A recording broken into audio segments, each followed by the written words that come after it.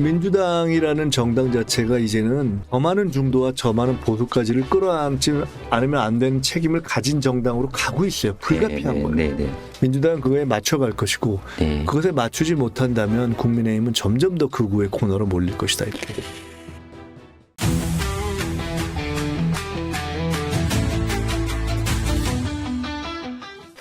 약간 다른 부분도 제가 느끼기에는 이 수석님하고 대표님하고는 노선이 좀 달라가지고 이 부분에 있어서는 약간의 철학 차이가 있지 않을까. 바로 실용주의 부분. 이재명 대표 실용주의 상당히 강조하시잖아요. 네. 그 부분도 전적으로 동의하시는 거예요? 표현을 실용주의가 잘못해서 편의주의처럼 될 수 있는 그런 표현이잖아요. 네. 근데 사실은 저는 실용주의라는 표현보다 저는 개인적으로는 실사구시라는 표현을 좋아하고 가산에. 김대중 대통령도 그런 말씀을 하셨죠. 네. 실사구시는 어떤 의미에서 보면은 사실은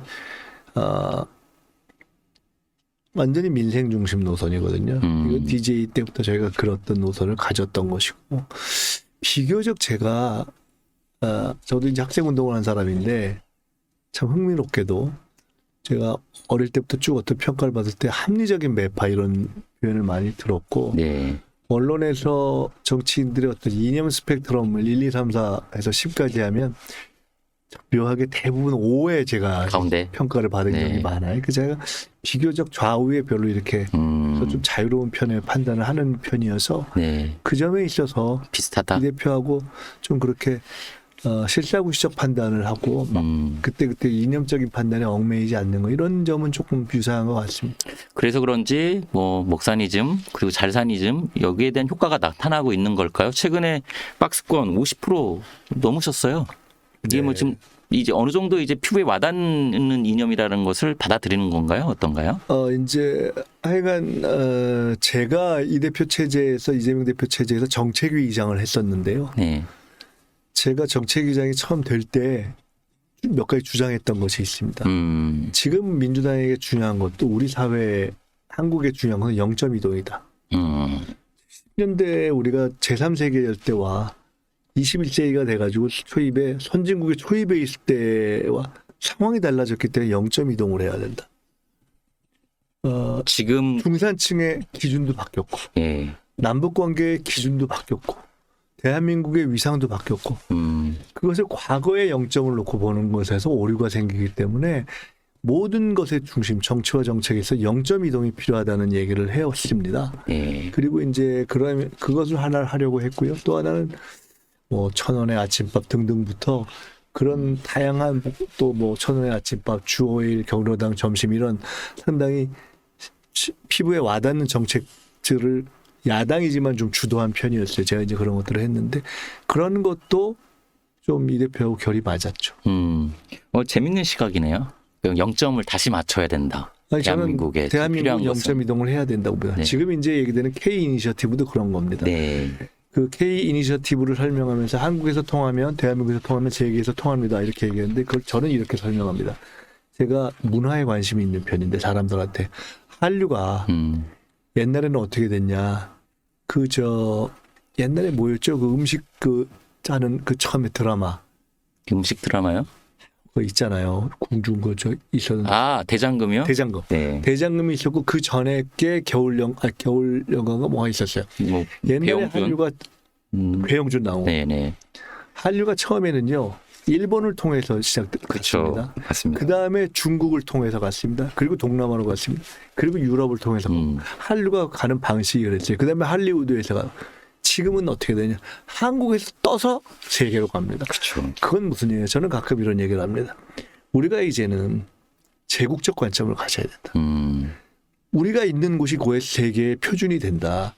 근데 우리가 식민지만 해봐서 우리 스스로 그걸 벗어나려고 하지 않는다. 식민적 관점을 가지는 게 있는데 세대가 바뀐 겁니다. 지금 젊은 세대는 쫄지 않잖아요. 그게 변한 거거든요. 그래서 제국을 하는데 전통적인 제국주의가 아니라 지식의 제국, 평화의 제국, 평등한 세계 질서를 만드는 그런 것을 하는데 바로 그것이 이제는 저는 이번에 집회도 우리가 이 집회가 세계 표준을 만든 거잖아요. 저는 앞으로 그런 세상으로 간다고 봅니다. 우리 이 대표님하고 저희가 그런 얘기를 했어요. 문화강국, 백범이 꿈꾸던 문화강국으로 실제로 가야 되는데 네. 이번에 비전으로 설정할까 고민하다가 그 중간 단계로 간 거예요. 근데 저는 결국은 우리가 문화강국으로 가게 된다고 보고 그런 점에 있어서 우리가 그런 방향으로 가는 이제 흐름을 시작하고 있다. 시작하고 그런 있고. 과정에서 우리 스스로의 영점을 바꿔야 한다. 이거 0.1은 너무 좋은 말인데 이걸 더 널리 알려야 되는 거 아닌가요? 다시 좀 하려고 합니다. 네, 그러니까요. 이게 그냥 바로 굉장히 와닿는데요. 중요한 겁니다. 왜냐하면 네. 아주 이런 거예요. GDP를 70년대 GDP와 지금 GDP가 다르기 때문에 그래서 사실 최근에 우리가 종부세 정책, 소득세 정책 뭐 이런 정책 등등의 미세한 주택 정책이 바뀌잖아요. 네. 그의 영점이 바뀌었기 때문에 그렇습니다. 음. 그 영점, 우리 사회의 중간적 영점이 어디로 갔느냐를 보고 정책을 쓰는 거거든요.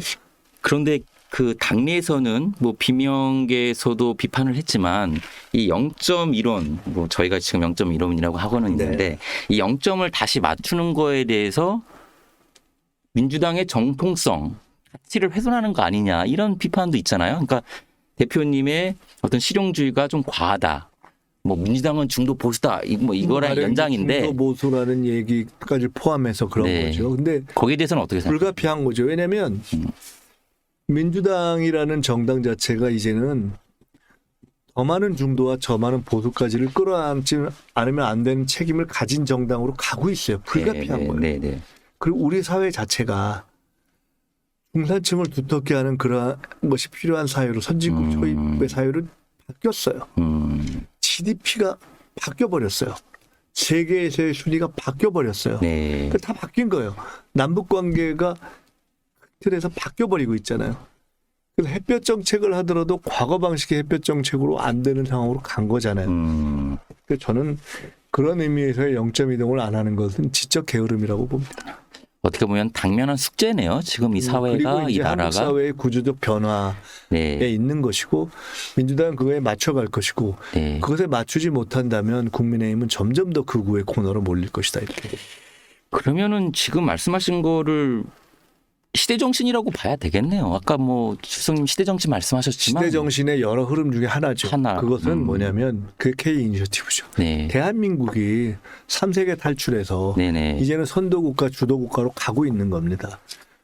그 과정에서 우리가 생각지도 않았던 계엄 내란이라는 퇴행적 시기를 맞았지만 이걸 극복하면서 가는 것이고 항상 위기를 기회로 바꾼다는 관점에서 본다면 이 위기를 극복하는 모습 자체를 하나의 우리의 경쟁력과 자산으로 만들어야죠. 알겠습니다. 지금 이제 이번 주말에 호남과 수도권 경선이 있습니다. 맞죠? 그리고 27일에 최종 후보가 결정이 되고요. 어떻게 보십니까? 지금 투표율이 너무 잘 나오고 있잖아요. 90% 이상. 호남 수도권은 어떻게 전망하시나요? 더 중요한 것은 네. 투표율이 지금 이제 득표율이 높은 건데 이재명 네네. 후보의 경우에 이게 사람들이 이게 상당히 너무 일방적으로 나와서 투표율이 높겠나 하는데 투표율이 온라인 투표율이 당원들도 굉장히 높거든요. 네. 그만큼 관심과 열정의 표현이라고 보고요. 그다음에 이재명 후보의 지지율이 높은 거야 어떡하겠습니까? 국민들이 네네. 지지하는데 더 잘해야죠. 그리고 이거는 이제 오늘 나온 내용이라서 여쭤보지 않을 수가 없는데 대법원에서 24일에 네. 그 전원 합의체 네. 속행을 하겠다고 했는데요. 어떻게 보시나요? 이거는 어떻게 심리를 빨리 하겠다라는 건가요? 아니면 그건 대법원은 대법원의 판단을 하는 것이고 네. 국민은 국민의 지금 뜻대로 대통령 선거를 진행하고 있는 것이고 해서 네네.